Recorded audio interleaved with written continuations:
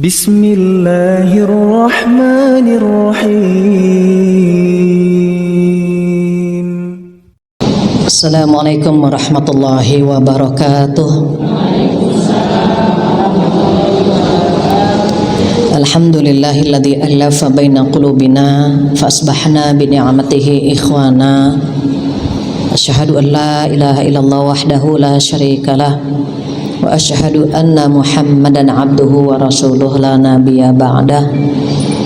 Alhamdulillah dan alhamdulillah, saya melihat ibu-ibu, adik-adik, teman-teman semua yang hadir hari ini auranya bagus ya, luar biasa. Bulan Ramadan kalau saya tatap wajah para hadirin hadirat ya di sini, itu inner beauty-nya keluar, auranya keluar bagus. Nanti kalau Ramadan selesai redup lagi begitu. Maka anugerah yang luar biasa ketika bulan Ramadan langkah kita dimudahkan, amalan soleh bisa kita tingkatkan. Mudah-mudahan yang hadir hari ini selalu Allah berikan kesehatan, diberikan rezeki yang berkah, umur yang panjang, anak-anak kita menjadi anak yang soleh-solehah. Mudah-mudahan kita semua dikumpulkan di jannah, amin ya rabbal alamin. Tak lupa salawat dan salam kita sampaikan kepada kekasih kita Rasulullah sallallahu alaihi wasallam, di mana Rasulullah bersabda, khairukum man ta'allamal Qur'an wa 'allamah. Sebaik-baik kalian adalah yang belajar membaca Al-Qur'an dan mengajarkannya.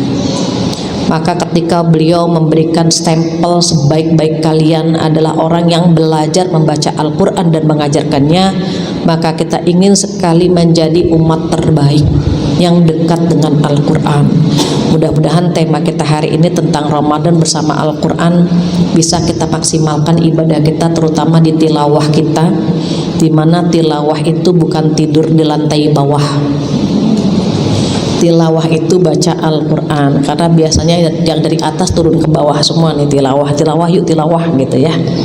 Maka harapan kita tahun ini bacaan kita lebih bagus, kemudian tahun ini pemahaman kita juga lebih bagus, dan mudah-mudahan Ramadan kali ini bisa maksimal, karena kita tidak pernah tahu apakah Ramadan ini Ramadan terakhir atau kita akan bertemu lagi tahun depan, wallahu alam. Mudah-mudahan kita istiqomah dalam membaca Al-Quran dan dekat dengan Al-Quran, amin ya rabbal alamin.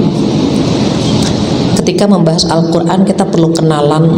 Barusan sudah dibacakan oleh Mbak Ica, Dr. Ica, a'udzubillahi minasyaitonirrajim, inna anzalnahu fi lailatul qadr.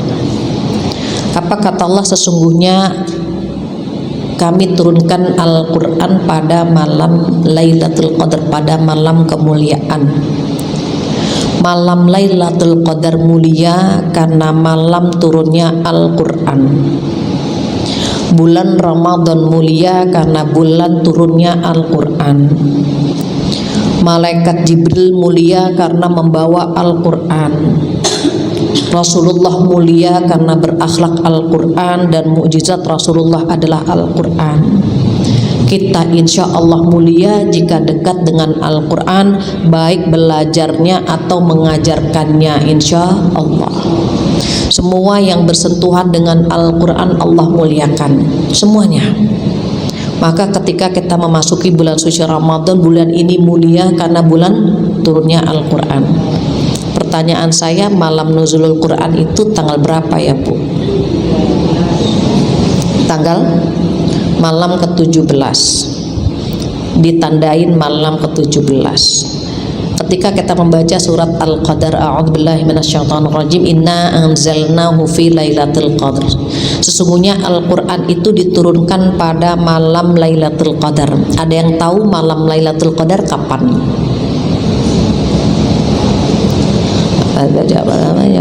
Ngajinya yang bikin ngangenin ini jawaban yang gak kedengeran.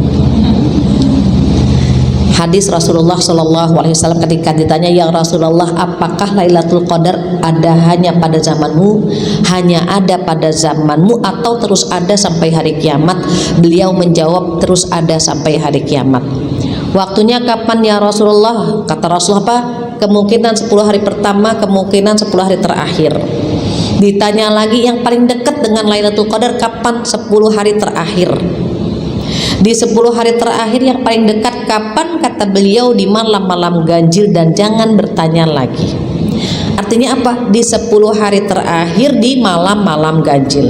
Berarti kemungkinannya malam ke-21 atau ke-23 atau ke-25 atau ke-27 atau ke-29.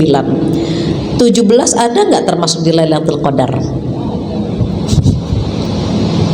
Terus kenapa kita memperingati malam nuzulul Quran, malam turunnya Al-Quran itu tanggal 17 Ramadan? Ada yang masih ingat jawabannya? Saya pernah menjawab ini, tapi biasa ya kalau kebanyakan ilmu kan suka menguap ilmunya gitu ya, karena kebanyakan. Ibu, Al-Quran turun 2 kali. Al-Quran turun 2 kali. Yang pertama dari Lauhul Mahfuz ke Baitul Izzah. Lauhul Mahfuz di mana? Lauhul Mahfuz di langit ke-7. Baitul Izzah di mana? Baitul Izzah di langit ke-1. Kalau kita keluar, kita lihat langit itu langit yang paling dekat dengan bumi, langit tingkat 1. Pada malam Lailatul Qadar, Al-Quran yang diturunkan oleh Allah adalah yang dari Lauhul Mahfuz ke Baitul Izzah, dari langit ke-7 ke langit ke-1. Itu diturunkannya pada malam Lailatul Qadar, begitu. Kemudian setelah itu disimpan di Baitul Izzah menunggu Rasulullah Shallallahu Alaihi Wasallam berumur 40 tahun. Mengapa? Karena Rasulullah Shallallahu Alaihi Wasallam menjadi Rasul umur 40. Khadijah radhiyallahu anha bersuamikan Rasul usia 40 juga. Adakah di sini yang usianya 40? Gak ada ya? 40 tahun ke bawah ya?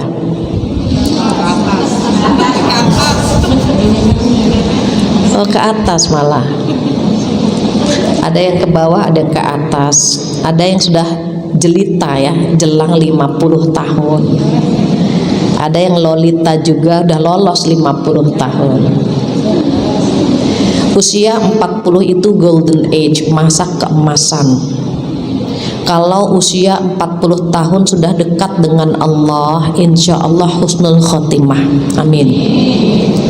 Tapi kalau usia 40 tahun masih ninggalin sholat, masih suka maksiat, pakai tank top, pusar kelihatan, kayak jelly gitu kan badannya gitu ya, kayak ongol-ongol, kita ngeliatnya kasihan, ya Allah udah umur 50 masih kelihatan pusarnya, masih pakai tank top, kasihan gitu.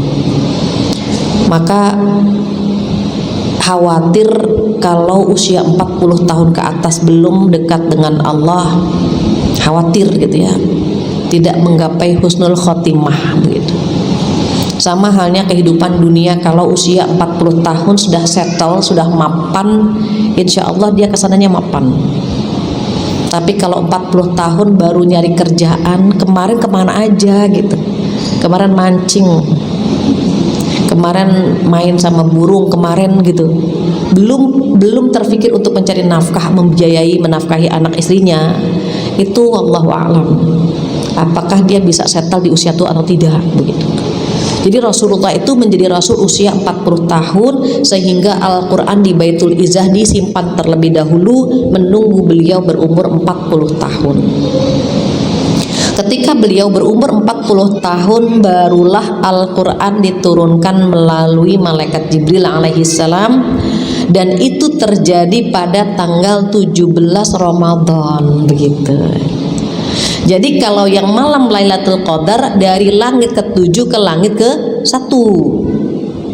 Kalau yang tanggal 17 Ramadan dari langit ke-1 ke Rasulullah Shallallahu Alaihi Wasallam, dan itu ayat atau surat pertama yang turun. Surat apa, Bu? Iqra atau surat Al-Alaq. Pada malam tanggal 17 Ramadan itulah pertemuan perdana Rasulullah dengan malaikat Jibril alaihi salam. Dan malaikat Jibril turun itu dengan bentuk yang sempurna. Jadi malaikat Jibril dalam bentuk aslinya bisa, dalam bentuk manusia bisa. Malaikat Jibril adalah jenderalnya para malaikat. Semua nabi mendapatkan wahyu melalui malaikat Jibril. Dan malaikat Jibril itu memiliki sayap yang luar biasa banyaknya. Ada malaikat yang sayapnya 2, ada yang 4, ada yang 10. Malaikat Jibril sayapnya 600. Makanya tinggi besar. Seakan-akan kata Rasulullah kepalanya tuh nyundul ke langit gitu. Ibu bisa bayangkan jika menemui sosok yang besar luar biasa, takut atau berani? Takut, jangankan sebesar itu, melihat tukang kredit datang aja kita takut. Maka ketika malaikat Jibril hadir pada malam tanggal 17 Ramadan, itu tinggi besar dan beliau mengeluarkan keringat gitu ya. Mendekat, langsung ada perintah Iqra bismi rabbikal ladzi khalaq. Ada perintah Iqra, bacalah. Apa jawab Rasulullah? Ma ana biqari, saya nggak bisa baca. Ketika nggak bisa baca, nggak dimarahi Bu, dipeluk sama malaikat Jibril sampai sesak Rasulullah, dipeluk erat sekali. Kalau anak-anak nggak bisa baca, belum bisa baca Iqra, belum bisa baca Quran, peluk. Ini mulai huruf apa, bawaannya menyubit mulu, mau ngempos mulu, peluk. Iya, anak ibu lupa lagi, ba, ya ba. Nanti huruf apa? Aku lupa. Sa misalnya, peluk lagi. Malaikat Jibril memberikan pendidikan, mengajarkan Al-Quran ketika Rasul nggak bisa baca, dipeluk sama malaikat Jibril. Iqra, bacalah, ma ana biqari, saya nggak bisa baca. Setelah dipeluk dilepas lagi. Iqra, bacalah yang kedua. Jawabannya sama, ma ana biqari, tetapi ada yang menafsirkan ma ana biqari adalah apa yang harus saya baca. Dipeluk lagi yang kedua. Kemudian dilepas dan diminta lagi yang ketiga. Iqra, bacalah, ma ana biqari, bagaimana saya membaca? Dipeluk lagi, kemudian malaikat Jibril membaca surat Iqra bismi rabbikal ladzi khalaq, khalaqal insana min 'alaq, Iqra wa rabbukal akram alladzi 'allama bil qalam, 'allamal insana ma lam ya'lam, 5 ayat. Ibu-ibu perhatikan, dengar sekali langsung Rasulullah ngikutin. Iqra bismi rabbikal ladzi khalaq, khalaqal insana min 'alaq. Kita kalau dengar sekali hafal nggak Bu? Makanya mungkin empet banget guru nggak dengerin kita gitu ya. Iqra bismi rabbik, bolak-balik kita mungkin. Maka ketika turun ayat ini, beliau langsung mengikutinya, membacanya, dan setelah itu pulang ke rumah Khadijah radhiyallahu anha dan berkata, zammiluni, selimuti aku. Kenapa Rasulullah kalau dalam kondisi ketakutan, dalam kondisi kekhawatiran, galau, gelisah, pasti yang diingat wajah Khadijah radhiyallahu anha. Ibu perhatikan, kalau suami kita punya masalah, kira-kira yang dibayangkan wajah kita atau wajahnya siapa gitu. Jadi beliau kalau punya masalah, melihat wajah Khadijah, setengah masalahnya selesai. Suami kita punya masalah, melihat wajah kita, tambah masalah dia. Maka setelah itu turun surat Al-Muzammil, ada yang mengatakan Al-Mudaththir dan seterusnya. Nah, turunnya kapan? Turunnya pada malam tanggal 17 Ramadan. Jadi kalau dari Lauhul Mahfuz ke Baitul Izzah turunnya seluruhnya 30 juz, tapi kalau dari Baitul Izzah ke Rasulullah Sallallahu Alaihi Wasallam turunnya bertahap. Kadang-kadang 5 ayat, kadang-kadang 1 ayat, kadang-kadang 3 ayat, kadang-kadang 1 surat pendek. Selama berapa lama? Kurang lebih 23 tahun. Ketika beliau mendapatkan wahyu pertama usia 40, meninggal usia 63 tahun, berarti kurang lebih 23 tahun turunlah Al-Quran kepada beliau. Dan paling sering itu bulan Ramadan. Maka kita ingin ketika Rasulullah Sallallahu Alaihi Wasallam begitu sering bercengkrama dengan malaikat Jibril, begitu sering mendapatkan wahyu dan sering mendapatkan ayat-ayat Allah, maka kita ingin sekali bulan Ramadan kita pun dekat dengan Al-Quran. Mengapa menyedihkan sekali di surat Al-Furqan ayat 30 Allah berfirman, a'udzubillahi minasyaitonirrajim, ya Rabbi inna qaumi ittakhadhu hadzal qur'ana mahjura. Apa artinya? Ya Allah, ya Rabbi, ya Tuhanku, sesungguhnya kaumku menjadikan Al-Quran ditinggalkan, diabaikan, dicuekin. Siapa yang mengadu? Rasulullah Sallallahu Alaihi Wasallam. Ya Rabbi, inna qaumi ittakhadhu hadzal Qur'ana mahjura. Ya Allah, sesungguhnya kaumku menjadikan Al-Quran diabaikan, ditinggalkan. Apa yang dimaksud mengabaikan Al-Quran? Apa yang dimaksud meninggalkan Al-Quran? Ada 4. Kita termasuk yang mana? Yang pertama, yang dimaksud meninggalkan Al-Quran ketika kita tidak membaca dengan benar. Makhrajnya kurang pas, panjang pendeknya nggak benar, harus belajar, wajib belajar membaca Al-Quran. Mengapa? Karena membaca Al-Quran dengan benar hukumnya fardu ain. Ibu kalau belum bisa baca Quran minta suami ngajarin. Suami nggak mau, panggil guru datang ke rumah. Guru nggak bisa manggil, kita yang keluar cari guru bagaimana agar kita bisa membaca Al-Quran dengan benar. Fardu ain, ibu. Sama dengan sholat 5 waktu fardu ain, nggak bisa ditalangi. Memang kita yang harus bisa membaca dengan benar. Anak-anak kita ajarkan bagaimana dia bisa membaca Al-Quran dengan benar. Mumpung masih kecil, mumpung masih gampang menyebut huruf, maka ajarkan. Nah, itu arti yang pertama meninggalkan Al-Quran. Mengapa? Kadang-kadang kalau hurufnya berbeda, artinya beda.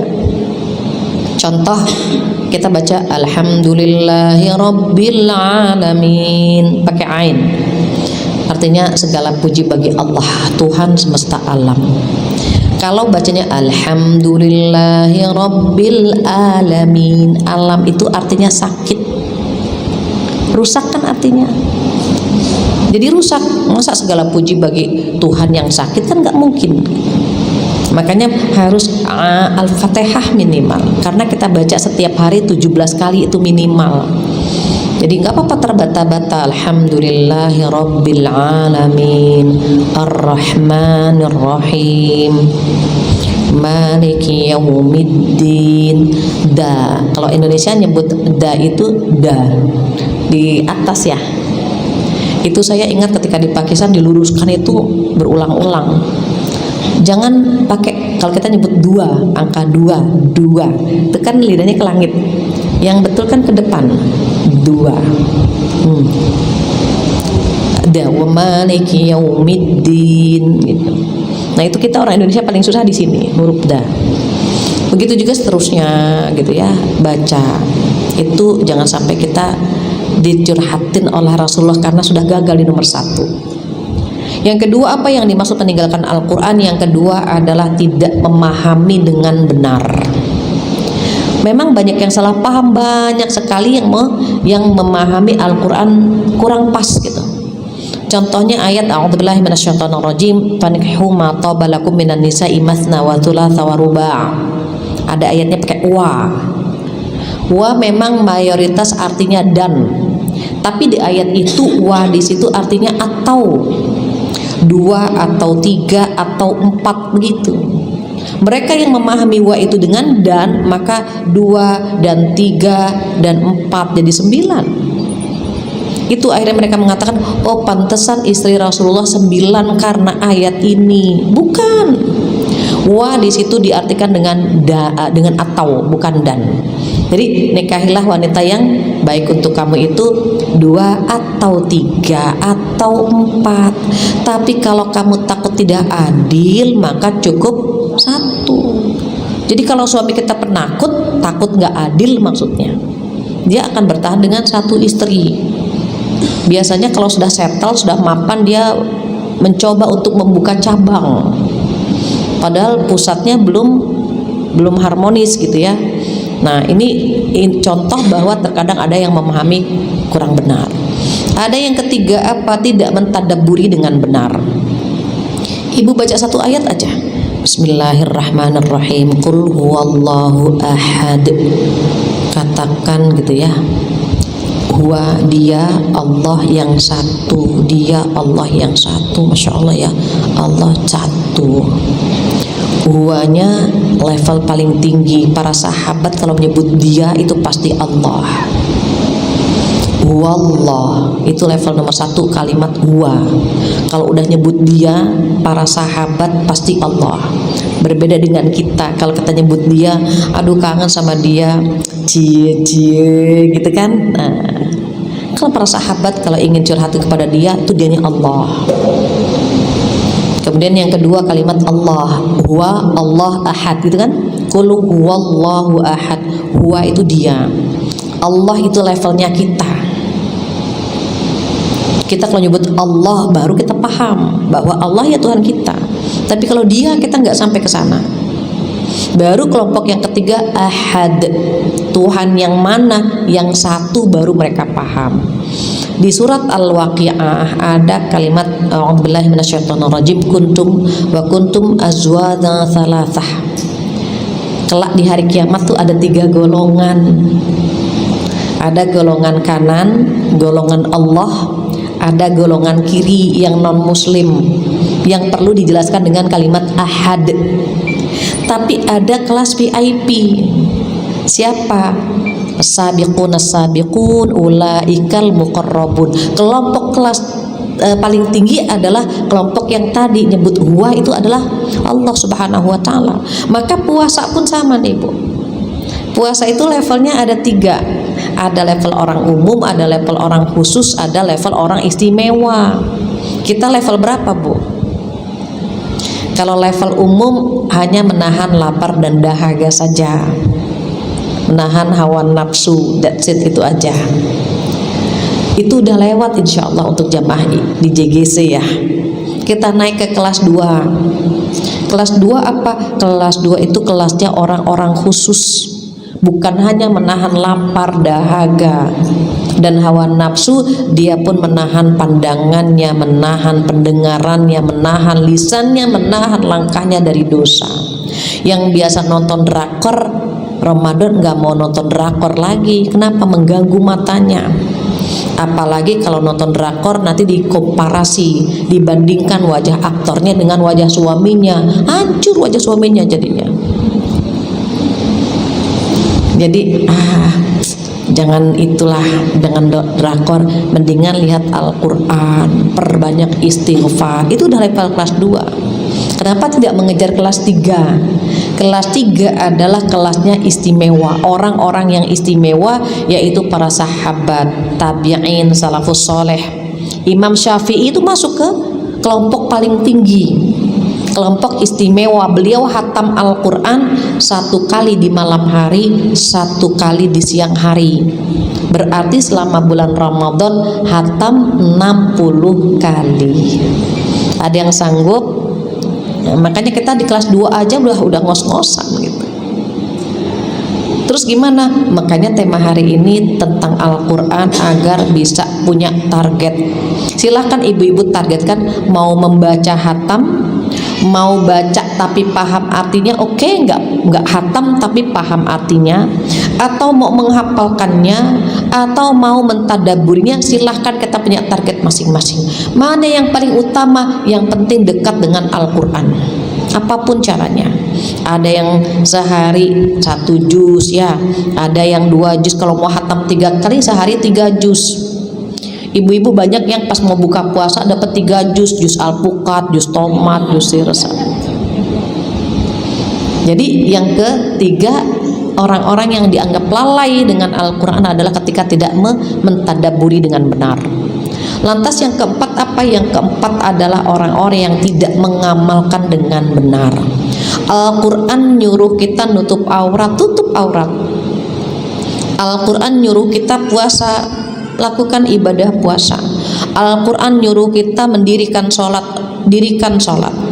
Mengapa? Karena kalau Allah menyuruh kita untuk beramal soleh, berakhlak mulia, Allah tidak memanggil wahai orang Islam. Allah selalu memanggil dengan panggilan kesayangan, yaitu wahai orang-orang yang beriman. Ayat puasa saja Allah tidak memanggil wahai orang Islam, Allah tidak memanggil wahai manusia. Kenapa? Tidak semua orang Islam bisa puasa. Tidak semua orang Islam bisa dekat dengan Al-Quran. Maka Allah memanggil kita dengan panggilan apa?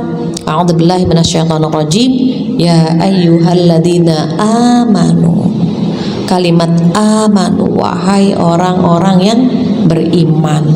Merasalah kita dipanggil oleh Allah dengan kalimat ini, karena Allah sudah memberikan bocoran kepada kita, orang Islam itu ada 3 kelas lagi. Sesuai dengan surat Fatir ayat 32. A'udzubillahi minasyaitonirrajim. Tsumma awrasnal kitabal ladzina istafaina min ibadina. Kemudian Al-Qur'an ini kami wariskan kepada hamba-hamba yang kami pilih. Ibu duduk di sini dipilih sama Allah. Walaupun awalnya terpaksa datang ke sini ngaji, males, panas. Ibu Ramadan tahu, iya tapi kan terngantuk, nggak apa-apa, baca doa tidur di masjid, nggak apa-apa. Dapat pahala kok, ayo. Akhirnya ikutlah teman kita. Tapi kan gak ada kendaraan, saya bawa motor, ayo ikut. Atau saya bawa mobil. Itu dipilih sama Allah. Yang duduk di sini ini dipilih sama Allah. Walaupun awalnya terpaksa, ternyata dimudahkan, ternyata keterusan. Setiap ada pengajian di Masjid Al-Qudus ini, di JGC ini, langsung ikut. Kenapa? Dipilih sama Allah. Termasuk dengan Al-Quran pun sama. Kata Allah, kami wariskan Al-Quran kepada orang-orang yang kami pilih. Tetapi ketika dipilih sama Allah, ada 3 kelas. Kata Allah, apa yang pertama? Wa minhum zalimul linafsih. Kelompok yang pertama ini sudah diwariskan Al-Quran, itu ternyata mereka menzalimi diri sendiri. Apa arti zalim? Arti zalim adalah tidak menempatkan sesuatu pada tempatnya. Waktunya sholat nggak sholat, waktunya puasa nggak puasa, waktunya zakat dia tidak mengeluarkan zakat, waktunya berbakti kepada orang tua dia tidak berbakti kepada orang tua. Ini yang dikategorikan orang-orang yang menzalimi diri sendiri. Kalau misalnya Mbak Ica, Dokter Ica ngajak kita jalan-jalan dia ke puncak gitu. Ini kelompok nomor 1 nih, belum lihat udah jalannya gimana, mendaki ya, capek, licin nggak gitu. Itu zalimul linafsi gitu. Belum lihat, belum mencoba, nggak mau ikutan. Belum siap, langsung enggak.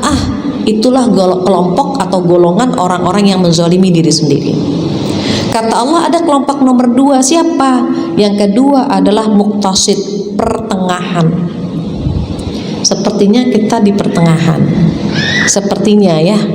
Kayaknya wajah-wajah kita nggak doyan-doyan banget sama ibadah. Orang pertengahan gini nih, diajak ya tadi ke puncak, yuk, seneng banget. Ya Allah, ternyata jalanannya mendaki ya. Ya Allah, jalanannya licin banget, becek ya. Tapi tetap jalan, ngomong terus. Ya Allah, pegel mana gitu ya, mana haus, mana ngomong terus, bicara terus. Tapi dia tetap jalan sampai di tengah dia istirahat. Itu pertengahan.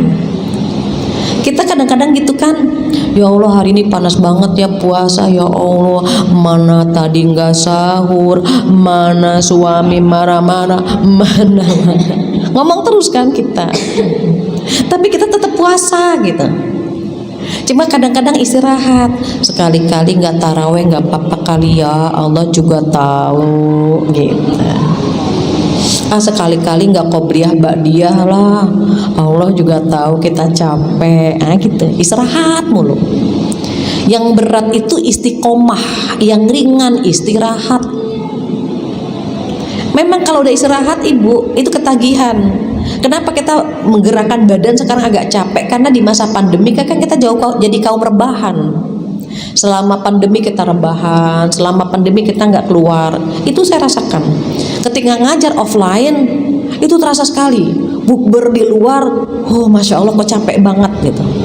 Jadi kita di posisi kelas 2, di mana posisi kelas 2 kita adalah pertengahan. STMJ, sholatnya terus, maksiat juga jalan. Sekali-kali ngerumpi nggak apa-apa kalian, nanti abis ini istighfar. Kalau cekcok sama suami, sekali-kali lah ngelawan sama suami, masa ngalah mulu, capek gitu. Itu kita. Terus ada orang nomor 3, apa kata Allah? Wa minhum sabiqun bil khairati biidznillah. Dan kelompok nomor 3 adalah orang-orang yang bergegas kepada kebaikan dengan izin Allah. Jadi ketika dia mendaki, ketika dia ke puncak, even capek tetap jalan. Ayo cepetan kita mendaki. Aduh capek. Di sana di puncak ada tukang jagung, ada tukang sekuteng, ada villa, ada. Oh dia tahu. Dia tahu surga itu harus dilalui dengan lelah, dengan capek. Bayangkan para sahabat tabi'in. Makanya mereka sambil nunggang kuda baca Quran, sambil bisnis, sambil dagang baca Quran. Kok bisa? Karena mereka hafal. Kalau kita kan mau baca Quran atraksinya banyak, nyari kacamata dulu, cari senderan dulu, bantal mana bantal. Kalau maghrib cari cemilan dulu, bikin kopi ngocek dulu. Ya Allah, padahal bacanya cuma 1 juz masih mending ya. Ada yang cuma 1 lembar, atraksinya banyak banget. Kalau mereka sambil nunggang kuda, sambil jihad fisabilillah pun baca Quran. Sama kalau kita hafal qul huwallahu ahad, bisa berulang-ulang kan? Baca Al-Fatihah bisa berulang-ulang kan, karena kita hafal. Para sahabat demikian, salafus soleh demikian. Makanya nggak heran kalau mereka menyambut bulan suci Ramadan, menyiapkan bulan suci Ramadan, ada yang 3 bulan sebelumnya, ada yang 6 bulan sebelumnya. Kita berapa lama nyiapin Ramadan? Ada yang cuma 1 minggu, ada yang 3 hari. Itu pun yang dipikirin baju lebaran, ketupatnya, ininya gitu ya.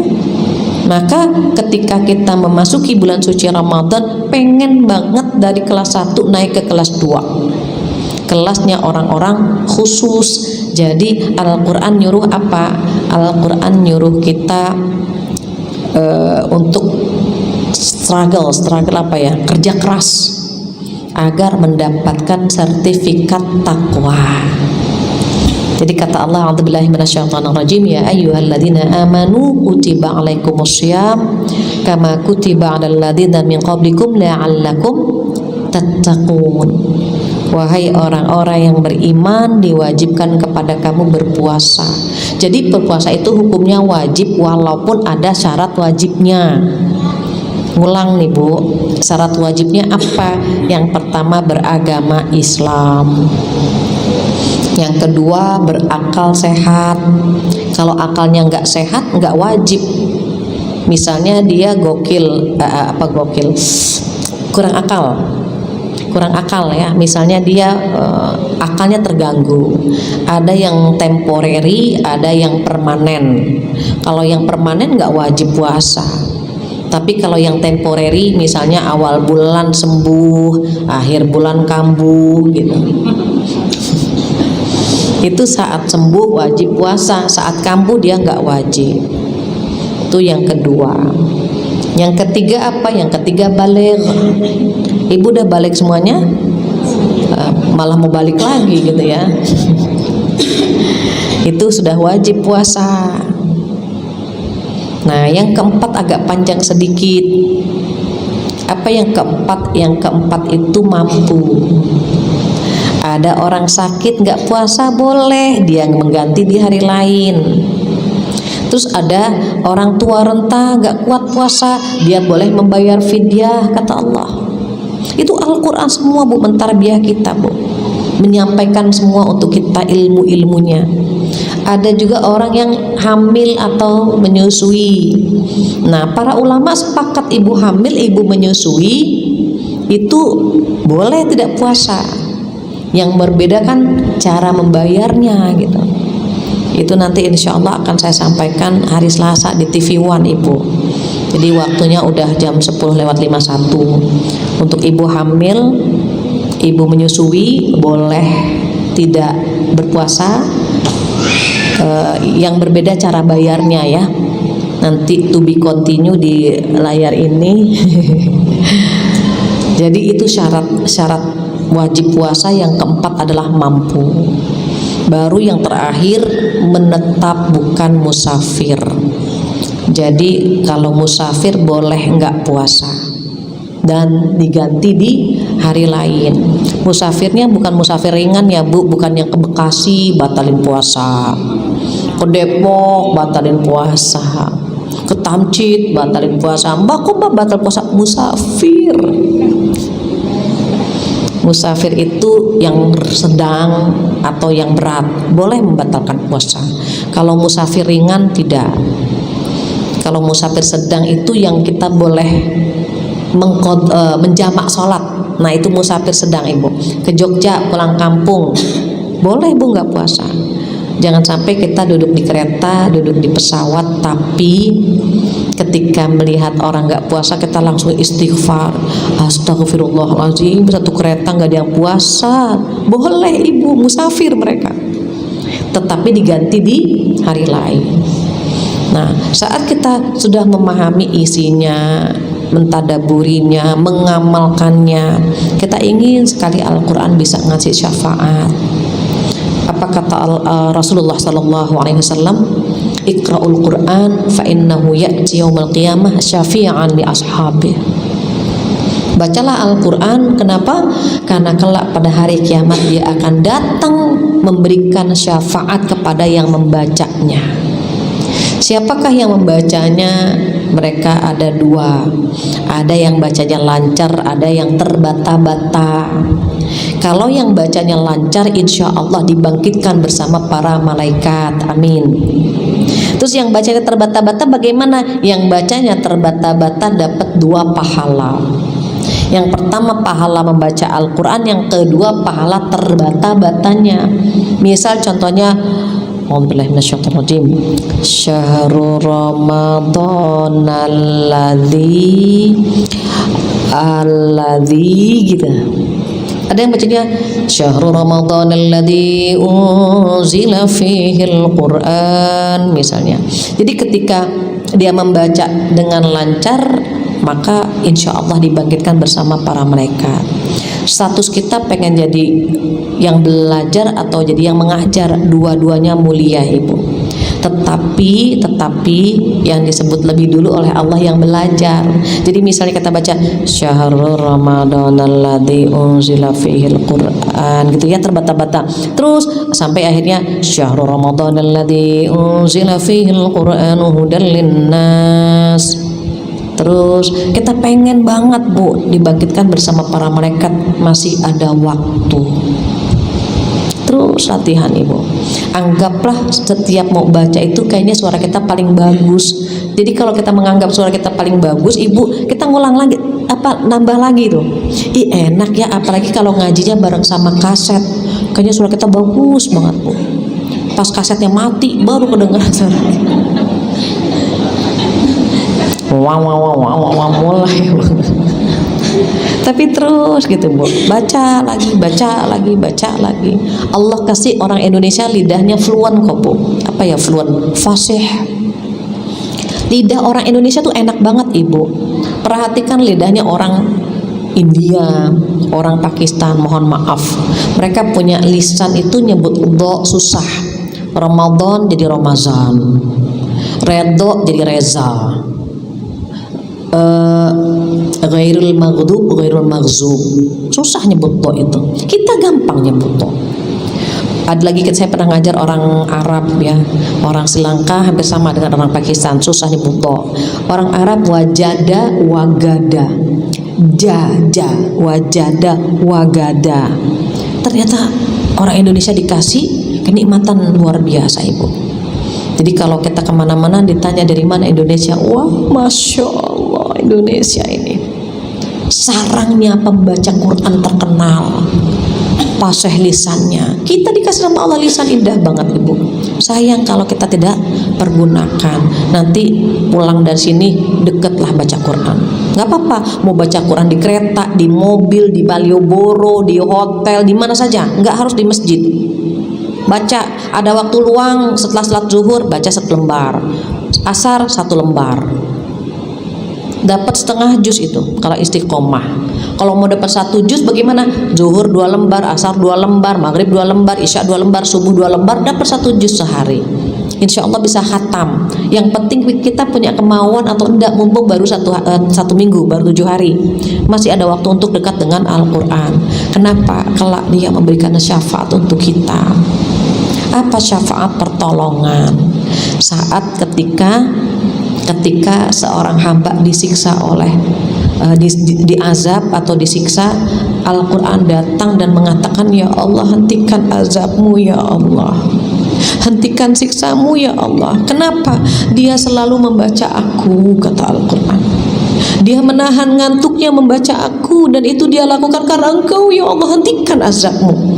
Dia bisa ngasih syafaat, bisa menghentikan azab. Rugi ibu, rugi kalau kita tidak dekat dengan Al-Quran. Maka kalau kita lagi gelisah, lagi galau, Al-Quran ini obat hati. Kegelisahan kita hilang, kegalauan kita hilang, yang ada adalah ketenangan karena membaca Al-Quran, termasuk zikir. Ala bidzikrillahi tatmainnul qulub. Ingatlah, dengan berzikir hatimu akan tenang. Maka terakhir, dekat-dekatlah dengan Al-Quran, dekat-dekatlah dengan Al-Quran, karena pertama dia akan memberikan syafaat di hari kiamat. Yang kedua, kita akan mendapatkan kebaikan yang luar biasa. Semua yang bersentuhan dengan Al-Quran akan Allah muliakan. Kemudian yang ketiga, jika kita membaca dengan lancar, kita dibangkitkan bersama para malaikat, dan kalau kita baca terbata-bata, kita pun mendapatkan 2 pahala. Ibu-ibu jika memiliki anak hafal Quran, Masya Allah, kelak dia akan memberikan mahkota untuk kita. Dikasih orang tuanya mahkota karena sudah mengajarkan, sudah mendidik anak-anak untuk hafal Al-Quran. Masya Allah. Maka mudah-mudahan kita bisa mengajak anak-anak kita untuk dekat dengan Al-Quran. Sehari saja bersama Al-Quran. Nak, sisihkan waktu 30 menit bersama Al-Quran, 30 menit aja dalam 24 jam. Cuma minta 30 menit. Sama dengan kita semuanya saling mengingatkan. Mudah-mudahan tahun ini interaksi kita dengan Al-Quran lebih bagus lagi, insya Allah. Amin ya rabbal alamin. Itu mungkin yang bisa saya sampaikan untuk pertemuan hari ini, karena sebagian besar sudah baca doa tidur ya. Jadi saya cukupkan.